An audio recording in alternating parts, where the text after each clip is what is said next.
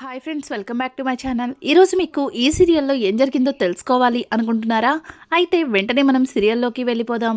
ఇక నర్మద, ప్రేమ ఇద్దరూ కూడా వల్లి తాట తీస్తూ ఆ విషయాల గురించి చెప్పుకుంటూ సరదాగా నవ్వుకుంటూ ఉంటారు. అలా నవ్వుకుంటూ ఉండగా ఉన్న పలంగా ప్రేమకి విపరీతంగా కడుపులో నొప్పి వస్తుంది. ఇక ప్రేమ అలా నొప్పితో ఇబ్బంది పడుతూ ఉంటే ఇక నర్మద అయితే, ప్రేమ ఏమైంది, ఎందుకంతలా ఇబ్బంది పడుతున్నావు అని అడుగుతూ ఉంటే, అక్క ఏమైందో తెలీదక్క, బాగా కడుపులో నొప్పిగా ఉందక్క అని చెప్పి ఇక ప్రేమ అయితే కడుపు నొప్పితో అల్లాడిపోతుంది. ఇంకా వెంటనే నర్మద అయితే అత్తయ్య అత్తయ్య అంటూ ఇక ఇంట్లో అందరినీ పిలుస్తుంది. ఇంకా వెంటనే వేదవతి ఇక కుటుంబ సభ్యులందరూ కూడా పరిగెత్తుకుంటూ అక్కడికి వస్తారు. నర్మద పిలుపుతో ఇక ప్రేమ పరిస్థితిని చూసి ఒక్కసారిగా వేదవతి కంగారు పడుతూ, నర్మద ఏమైంది అమ్మ, ప్రేమ ఏమైందమ్మా అని చెప్పి ఇక ప్రేమని పట్టుకుంటుంటే, అత్తయ్య ఏమైందో తెలియదు అత్తయ్య, నాకు బాగా కడుపులో నొప్పిగా ఉంది అంటూ ఇక ప్రేమ అయితే మెలికలు తిరిగిపోతుంది. ఇక ఇంతలో ధీరజ్ అయితే కార్ తీసుకుని వస్తాడు. ఒక్కసారిగా అందరూ కూడా చుట్టుముట్టడం చూసిన ధీరజ్ పరిగెత్తుకుంటూ అమ్మా ఏమైంది అనుకుంటూ ఇక లోపలికి రాగానే ప్రేమ కింద పడి కడుపు నొప్పితో చాలా ఇబ్బంది పడుతూ కనిపిస్తుంది. ఒక్కసారిగా ఇక వేదవతి అయితే, రేయ్ చిన్నోడా ఏమైందో ఏమో తెలీదురా, పాపం ప్రేమ కడుపు నొప్పితో చాలా ఇబ్బంది పడుతుంది అని చెప్పడంతో ఒక్కసారిగా ధీరజ్ ఏంటి కడుపు నొప్ప అని చెప్పి ఇక తన రెండు చేతులతో ప్రేమని ఎత్తుకొని ఏమ్మటే హాస్పిటల్కి అయితే తీసుకెళ్తారు. ఇది ఇలా ఉండగా ఇక్కడ చూస్తే ఇక వల్లి అయితే ఇంట్లో జరుగుతున్నవన్నీ చూసి కోపంతో రగిలిపోతుంది. అందరూ కలిసి నన్ను ఒక ఆట ఆడుకుంటున్నారు అని చెప్పి ఇక భాగ్యానికి ఫోన్ చేసి, అమ్మోయ్ ఇంట్లో అందరూ కలిసి నన్ను ఫుట్బాల్ ఆడేస్తున్నారు. ఆ నర్మద ప్రేమ నీతో నేను మాట్లాడిన మాటల్ని రికార్డ్ చేసి దాన్ని పదే పదే నాకు ఒక మంత్రంలా వినిపిస్తున్నారు. ఇక అది అలా ఉండగా వాళ్ళ మీద కోపాన్ని మా అత్తయ్య నా మీద చూపించి వాళ్ళని తిడుతుంది. ఇంట్లో ఏం జరుగుతుందో నాకేం అర్థం కావట్లేదు అని చెప్పి ఇక భాగ్యంతో మాట్లాడుతూ ఉంటే ఇంకా భాగ్యమైతే, అమ్మడు సుడు, ఇప్పుడు టైం వాళ్ళది, వాళ్ళ టైం నడుస్తుంది, అలాగే నువ్వు కాస్త జాగ్రత్తగా ఉండు. ముఖ్యంగా ఆ నర్మద ప్రేమల దగ్గరున్న నీ మాట్లాడిన ఆడియో మీ మావయ్య గారికి తెలిస్తే తర్వాత ఆ ఇంట్లో నీకు కోడలి స్థానమే ఉండదు. ముందు వాళ్ళ దగ్గర నుంచి ఆ ఆడియోని ఎలా తీసుకోవాలో దాని గురించి ఆలోచించు అని చెప్పి ఇక భాగ్యమైతే వల్లితో చెప్తూ ఫోన్ కట్ చేస్తుంది.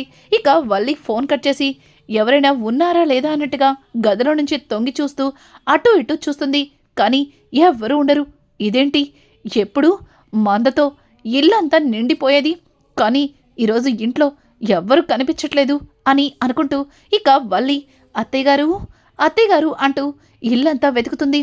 ఇక ఇంట్లో ఎవరూ లేకపోవడంతో ఇదేంటిది, అందరూ ఎక్కడికి వెళ్ళారు, కొంపతీసి ఆ ప్రేమ నర్మద నేను మా అమ్మతో మాట్లాడిన మాటలన్నింటినీ ఏదో గుడిలో పూజారి గారు ప్రవచనాలు చెప్పినట్టు బయట కచారీ పెట్టారా ఏంటి అని అనుకుంటూ ఇక వల్లి అయితే చాలా కంగారుగా బయటకు వస్తుంది. అప్పటికే ప్రేమని కారులో తీసుకుని హడావుడిగా కుటుంబ సభ్యులందరూ కూడా బయలుదేరుతుంటారు. అది చూసిన వల్లి ఇదేంటి, అందరూ కలిసి ఒకేసారి ఎక్కడికి వెళ్తున్నారు, ఏమైంది అంటూ పరిగెత్తుకుంటూ వెళ్ళేసరికి ఇక ఎవరికి వాళ్ళు వాళ్ళ వెహికల్స్లో ఇంకా హాస్పిటల్కి అయితే బయలుదేరిపోతారు. చివరాఖరికి తిరుపతి అయితే ఉంటాడు. ఇక తిరుపతిని చూసిన వల్లి, బాబాయ్ గారు ఆగండి, ఏమైంది, ఎక్కడికి వెళ్తున్నారు, అందరూ కలిసి ఎక్కడికి వెళ్తున్నారు, ఖచ్చితంగా మీ అందరినీ ప్రేమ నర్మద కలిసి ఏదో కచేరీకి వినిపించడానికి కదా అని చెప్పి ఇక వల్లి అయితే భయపడుతూ తిరుపతిని అడగడంతో తిరుపతి, లేదమ్మా, ప్రేమ కడుపు నొప్పితో అల్లాడిపోతుంది, ఏమైందో తెలియట్లేదు, అందుకే హాస్పిటల్కి వెళ్తున్నాం అంటూ ఇక తిరుపతి అయితే అక్కడి నుంచి ఫాస్ట్గా వెళ్ళిపోతాడు. ఒక్కసారిగా ప్రేమ అలా ఇబ్బంది పడుతుందని చెప్పడంతో వల్లి అయితే తెగ సంబరపడిపోతూ, నన్ను ఇంతవరకు కూడా చాలా ఇబ్బంది పెట్టారు కదా, అందుకే మీకు ఆ దేవుడు ఇట్లాంటి శిక్ష వేశాడు, మంచి వాళ్ళని ఇబ్బంది పెడితే ఇలాగే జరుగుతుంది అంటూ వల్లి తన మనసులో అనుకుని ఇక వెంటనే తను కూడా అక్కడ ఏం జరుగుతుందో తెలుసుకోవడం కోసం హాస్పిటల్కి అయితే బయలుదేరుతుంది. ఇక ప్రేమని తీసుకెళ్లిన ధీరజ్ డాక్టర్ డాక్టర్ అంటూ గట్టిగా అరవడంతో ఇక డాక్టర్ పరిగెత్తుకుంటూ వస్తుంది. ఏమైంది అని అంటుంటే ఏమైందో తెలీదు, తను కడుపు నొప్పితో చాలా ఇబ్బంది పడుతుంది, త్వరగా తనకి చెకప్ చేయండి అంటూ ఇక ధీరజ్ అయితే స్ట్రెచర్ మీద ప్రేమని పడుకోబెట్టి డాక్టర్ని ప్రాధేయపడతాడు. ఇక డాక్టర్ అయితే వెంటనే ప్రేమని లోపలికి తీసుకెళ్లి ఇక తనకి చేయవలసిన అన్ని రకాల చెకప్లు చేస్తారు. ఇక ఇక్కడ చూస్తే రామరాజు అయితే బయటంతా తిరిగి ఇంటికైతే వస్తాడు. కానీ ఇంట్లో ఎవ్వరూ ఉండరు. ఇంట్లో ఎవరూ లేకపోవడంతో రామరాజు ఏమైంది, ఇంట్లో ఎవ్వరూ లేరు, భుజమా అమ్మా వల్లి అంటూ ఇక అందరినీ పిలుస్తూ ఉంటాడు. కానీ ఇల్లంతా కూడా చాలా నిశ్శబ్దంగా ఉంటుంది. ఇక రామరాజు అయితే అసలు ఎవరూ లేరేంటి, ఎక్కడికి వెళ్ళినట్టు అని చెప్పి ఇక వేదవతికి ఫోన్ చేయడంతో ఒక్కసారిగా వేదవతి కూడా ఫోన్ ఇంట్లో నుంచి మోగుతుంది. ఇదేంటి బుజ్జమ్మ ఫోన్ కూడా ఇంట్లోనే మర్చిపోయింది, అసలు అందరూ ఎక్కడికి వెళ్ళారు అనుకుంటూ ఇక రామరాజు అయితే లోపల నుంచి బయటికి వస్తుంటే ఇక తన ఇంటికి ఎదురుగుండా భద్రావతి అలాగే సేనాపతి ఇద్దరు కూడా రేయ్ రామరాజు, మీరందరూ కలిసి నా మేనకోడలికి ఏదో పెట్టారు, అందుకే తను కడుపు నొప్పితో అంతలా ఇబ్బంది పడింది. చూడండి, మీ వల్ల నా మేనకోడలికి ఏదైనా జరగరాది జరిగిందంటే మిమ్మల్ని ఏం చేస్తానో కూడా నాకే తెలీదు. ఇప్పటికే నా మేనల్లుండి స్టేషన్లో పెట్టించారు, ఇప్పుడు నా మేనకోడల్ని హాస్పిటల్ పాలు చేశారు. నా మేనకోడలకు కానీ నా మేనల్లుడికి కానీ ఏదైనా జరగరాది జరిగిందంటే నిన్నే చంపేస్తాను అంటూ ఇక భద్రావతి అయితే తన కోపం మొత్తాన్ని కూడా రామరాజు మీద చూపిస్తుంది. ఒక్కసారిగా రామరాజు, ఏయ్ భద్రావతి, ఏం మాట్లాడుతున్నావు, ప్రేమ హాస్పిటల్లో ఉందా అని అంటుంటే ఇక సేనాపతి అయితే రేయ్ రామరాజు, నా కూతుర్ని అక్కడ హాస్పిటల్లో పడుకోపెట్టి నువ్వింటికి వచ్చినప్పుడే నాకు అర్థమైందిరా, ఇదంతా నీ ప్లానేనని, నీ కూతుర్ని నేను ఇబ్బంది పెట్టానని ఇప్పుడు నా కూతుర్ని మీరు ఇబ్బంది పెడుతున్నారా? రేయ్, నీ కూతుర్ని మా ఇంట్లో మహారాణిలా చూసుకున్నాంరా, మేం తనని ఎట్లాంటి ఇబ్బంది పెట్టలేదురా, కానీ మీరు నా కూతుర్ని ఇంతలా ఇబ్బంది పెడుతున్నారని అస్సలు అనుకోలేదు. చూడు, అక్కన్నట్టు నా కూతురికి ఏదైనా జరగరాంది జరిగిందంటే మీ కుటుంబం మొత్తాన్ని కూడా చంపేస్తాను అనుకుంటూ ఇక సేనాపతి అయితే భద్రావతిని తీసుకుని తన ఇంటికి వెళ్ళిపోతాడు. ఇక రామరాజు అయితే నిజం తెలుసుకొని చాలా కంగారు పడతాడు. ఇక చాలా కంగారుగా బయటికి వచ్చేసరికి ఇక బయట సాగర్ కనిపిస్తాడు. తనకి వెహికల్ లేకపోవడంతో సాగర్ని రేయ్ నడిపోడా బండితి అని పిలవడంతో ఒక్కసారిగా సాగర్ చాలా ఆనందపడతాడు. ఎందుకంటే తనతో రామరాజు చాలా రోజుల నుంచి మాట్లాడట్లేదు. ఇప్పుడు ఉన్న పలంగా తనని పిలిచి బండి తీయమని చెప్పడంతో సాగర్ తెగ సంబరపడిపోతూ నాన్నా మీరు నన్ను పిలిచారా అని అంటుంటే అవునరా, వినిపించట్లేదా, బండి త్వరగా మనం హాస్పిటల్కి వెళ్ళాలి, ప్రేమని హాస్పిటల్కి తీసుకెళ్లారు అని చెప్పడంతో అవునా రండి నాన్న రండి అంటూ ఇక సాగర్ అయితే రామరాజుని తీసుకుని హాస్పిటల్కి అయితే బయలుదేరతాడు. ఇక హాస్పిటల్ వెళ్ళిన రామరాజు వేదవతిని చూసి బుజ్జమ్మా ఏమైంది, ఉన్న పలంగా హాస్పిటల్కి వచ్చారు, అసలు ఏం జరిగింది, ప్రేమ బాగానే ఉందా అని చెప్పి ఇక రామరాజు అయితే చాలా కంగారుగా అడుగుతూ ఉంటే వేదవతి బోరున ఏడుస్తుంది. ఇంకా అక్కడే ఉన్న ధీరజ్ని చూసిన రామరాజు రేయ్ చిన్నోడా, ప్రేమకి ఏమైందిరా, తను బాగానే ఉందా, ఏంట్రా ఎవరు ఏం చెప్పట్లేదు అని అంటుంటే ఇక ఇంతలో డాక్టర్ అయితే బయటికి వస్తారు.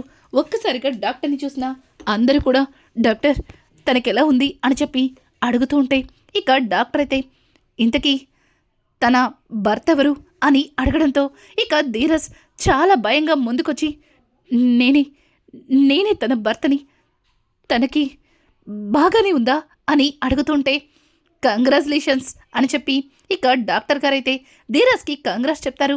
ఒక్కసారిగా ధీరజ్ డాక్టర్ ఏం మాట్లాడుతున్నారు, తనకి ఎలా ఉందని అడిగితే నాకెందుకు కంగ్రాట్స్ చెప్తున్నారు అని అడుగుతుంటే ఇక డాక్టర్ అయితే ఎందుకంటే నువ్వు తండ్రివి కాబోతున్నావు అని చెప్పడంతో ఒక్కసారిగా అందరూ షాక్ అయిపోతారు. ఇక వేదవతి అయితే డాక్టర్ ఏం మాట్లాడుతున్నారు, ప్రేమ కడుపుతో ఉందా అని అంటుంటే అవును, తనకిప్పుడు మూడో నెల. ఆ విషయం తెలియక తను పీరియడ్ మిస్ అయిందని ఏదో టాబ్లెట్ వేసుకుందంట. దాని రియాక్షన్ వల్లే తనకి కడుపు నొప్పి వచ్చింది. కానీ ఆ టాబ్లెట్ వల్ల కడుపులో బిడ్డకి ఎట్లాంటి ప్రమాదం లేదు. తనిప్పుడు సేఫ్గానే ఉంది. తనకిప్పుడు మూడో నెల అని చెప్పడంతో ఒక్కసారిగా అందరూ కూడా తెగ సంబరపడిపోతారు.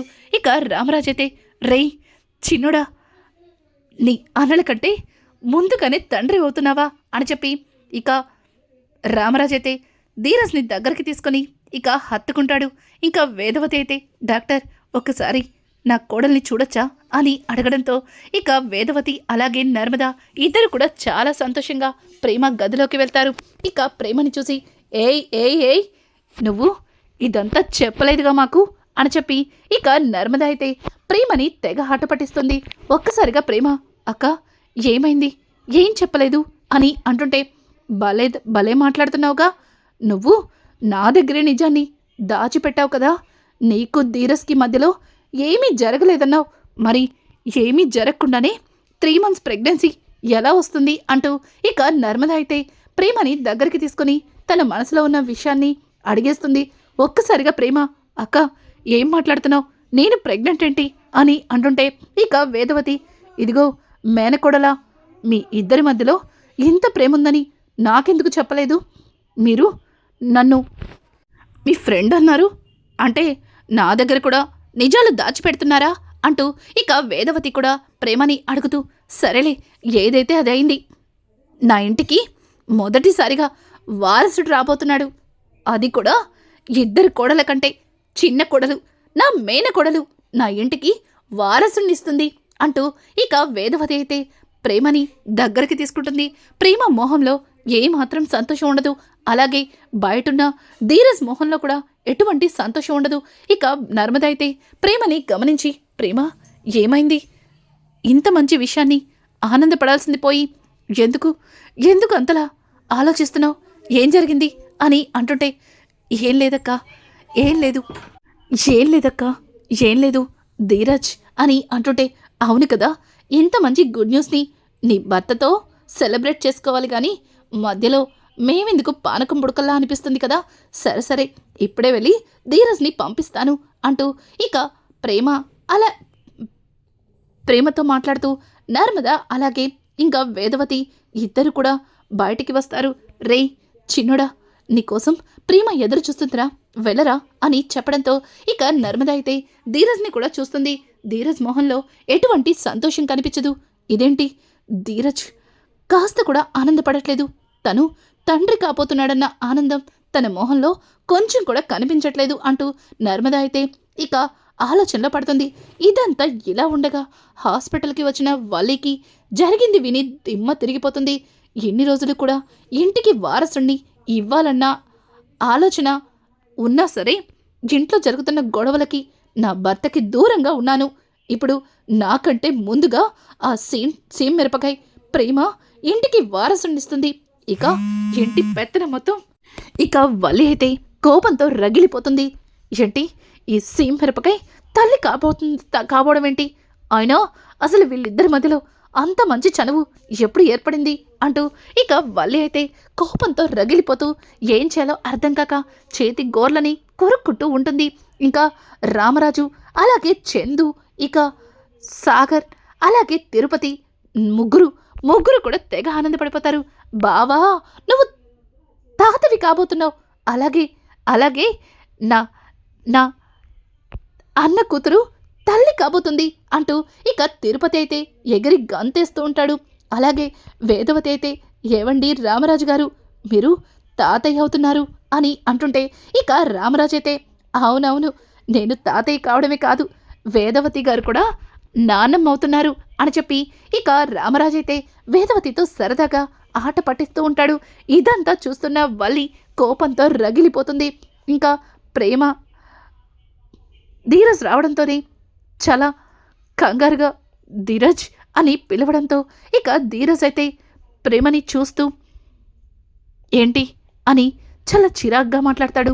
ఇక ప్రేమ అయితే, రే ఇదంతా ఎలా జరిగింది అని చెప్పి ఇక ప్రేమ అయితే ధీరజ్ని అడుగుతూ ఉంటే ఒక్కసారిగా ధీరజ్, ఏంటి ఏం తెలియనట్టు నన్ను అడుగుతావేంటి? ఇదంతా ఎలా జరిగిందో నాకెలా తెలుస్తుంది అని చెప్పి ఇక ధీరజ్ అయితే ప్రేమని తిరిగి ప్రశ్నిస్తాడు. ఒక్కసారిగా ప్రేమకి ఏమీ అర్థం కాదు. ఎందుకంటే ప్రేమకి కూడా తన ప్రెగ్నెన్సీ విషయం అసలు ఎలా జరిగిందన్నది తెలియక తెగ ఇబ్బంది పడుతూ ఆలోచిస్తూ బాధపడుతుంటుంది. సేమ్ సేమ్ ధీరజ్ కూడా ప్రేమ కడుపుతో ఉండడాన్ని తనకు ఎంతో ఆశ్చర్యాన్ని కలిగిస్తుంది. ఎందుకంటే ప్రేమ తను ఏ రోజు కూడా అంత ప్రేమగా లేనప్పుడు ఎందుకు ఎందుకు ప్రేమ కడుపుతో ఉంటుంది అన్న విషయం ధీరజ్కి అర్థం కాక తల పగిలిపోతుంది. చూడు, నువ్వు ఎట్లా కడుపుతో ఉన్నావు? నీ కడుపులో బిడ్డ, అదే ఆ బిడ్డకి తండ్రి నేనా ఎవరు అన్నది నాకు అర్థం కావట్లేదు అని చెప్పి ఇక ధీరజ్ అయితే ఏం మాట్లాడాలో అర్థం కాక ప్రేమ వైపు చాలా చాలా చిరాగ్గా మాట్లాడతాడు. ఒక్కసారిగా ప్రేమ, రే ధీరజ్, అంటే నువ్వు నన్ను అనుమానిస్తున్నావా అని అంటుంటే, చూడు, నేను నిన్ను అనుమానించడం కాదు, అసలు ఇదంతా ఎలా జరిగింది? నువ్వు ప్రెగ్నెంట్ ఏంటి?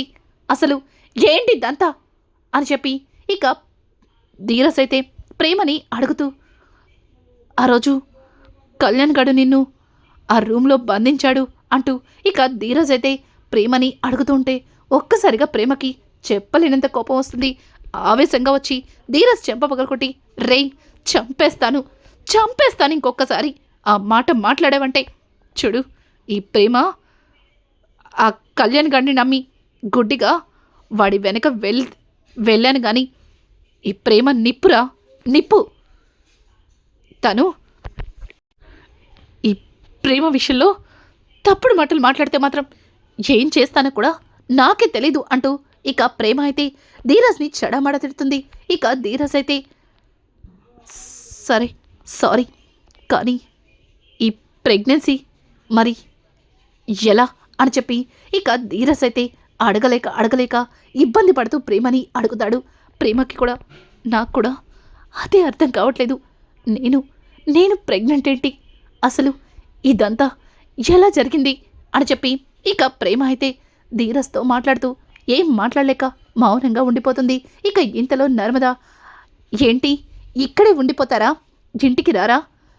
డాక్టర్ గారు వెళ్ళిపోమని చెప్పారు, పదండి, ఇంత మంచి గుడ్ న్యూస్ని అందరం కలిసి ఇంట్లో సెలబ్రేట్ చేసుకోవాలి అంటూ ఇక నర్మద అయితే అందరినీ తీసుకుని ఇంటికైతే బయలుదేరుతుంది. ఇక ఇంటికి వచ్చిన ప్రేమని అలాగే ధీరజ్ని బయట గేటు దగ్గర నుంచోపెట్టి నర్మద అలాగే వేదవతి ఇద్దరు కూడా హారతి పళ్ళంతో హారతిస్తూ ఉంటారు.